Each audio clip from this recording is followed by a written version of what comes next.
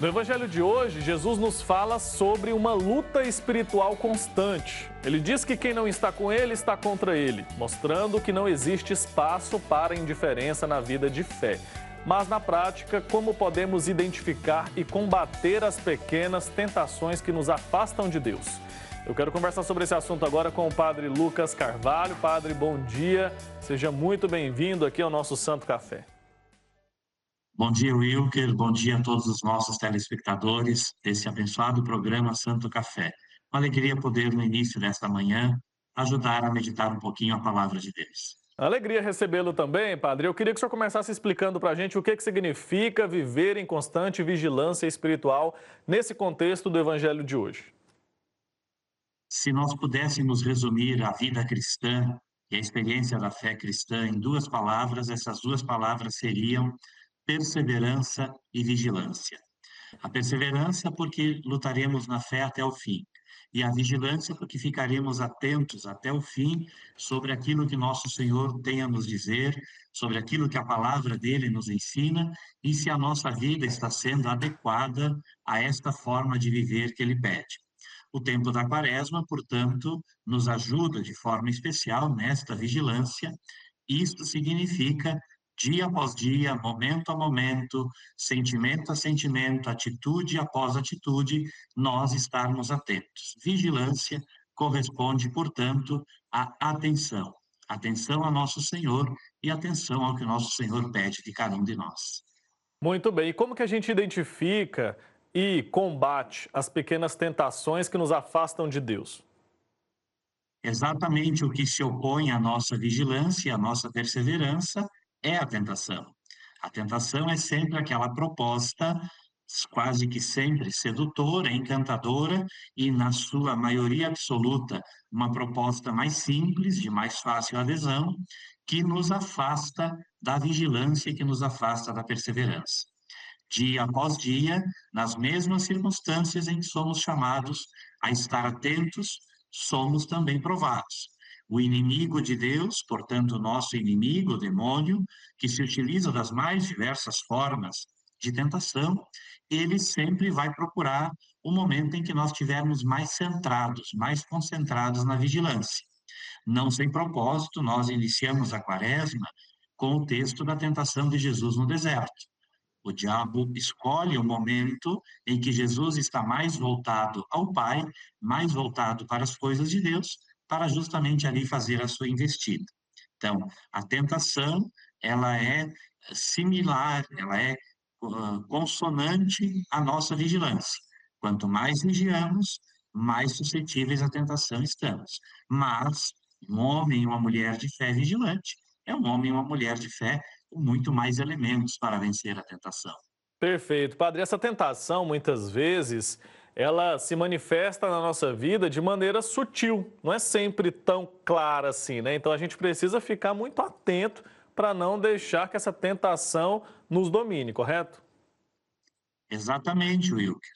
A ação do maligno, a ação do mal na nossa vida, ela é sempre uma ação dissimulada. Ela não vem às claras. Ela se camufla. E, por vezes, se camufla até com uma aparência de algum assunto religioso, até com a aparência de algum falso bem. Às vezes, a sutileza do inimigo age contra nós quando nós achamos que estamos fazendo algo que, a nosso ver, primeiramente, é bom, é salutar. Por isso mesmo, o inimigo é o pai da mentira, é o pai da dissimulação, porque no dissimular, no camuflar, no desfigurar, que é o contrário do transfigurar, isso é muito interessante pensar. Nosso Senhor transfigura, muda a figura para as coisas de Deus. O inimigo de Deus, o nosso inimigo, ele desfigura, ele tira aquela figura do ser humano, tira a figura de Deus que há no ser humano.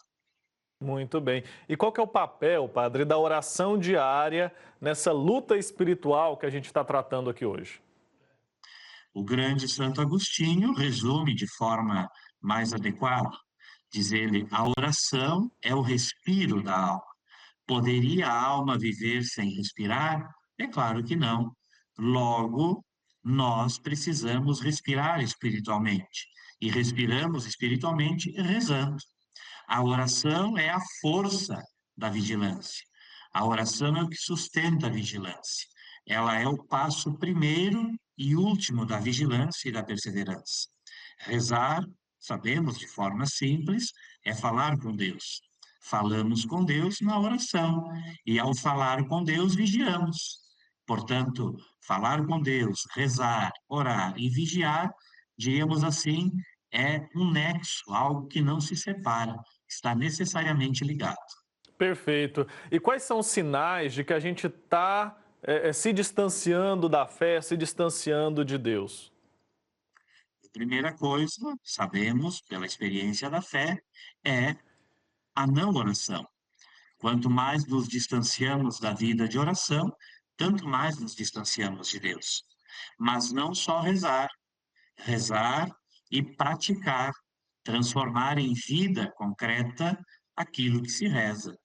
Transformamos em vida o que acreditamos. O conjunto da nossa fé no catecismo da igreja, ele é organizado já desta forma. Nós cremos, celebramos e vivemos. E não há como separar, dissociar uma coisa da outra. Não se pode só crer, não se pode só rezar, não se pode só viver. É um conjunto, é uma tríade, um tripé que sustenta o nosso edifício espiritual, o nosso edifício da fé. Quando eu deixo de crer nas coisas de Deus, estou me afastando dele e me entregando à tentação do inimigo. Quando eu deixo de rezar, porque acredito, eu me afasto das coisas de Deus e estou mais propenso ao inimigo. E quando eu deixo de viver, eu não dou testemunho daquilo que eu acredito e daquilo que eu rezo. Então também estou distante de Deus. Então, crer, rezar e viver também é um conjunto, uma tríplice expressão da única fé em nosso Senhor. Perfeito, padre.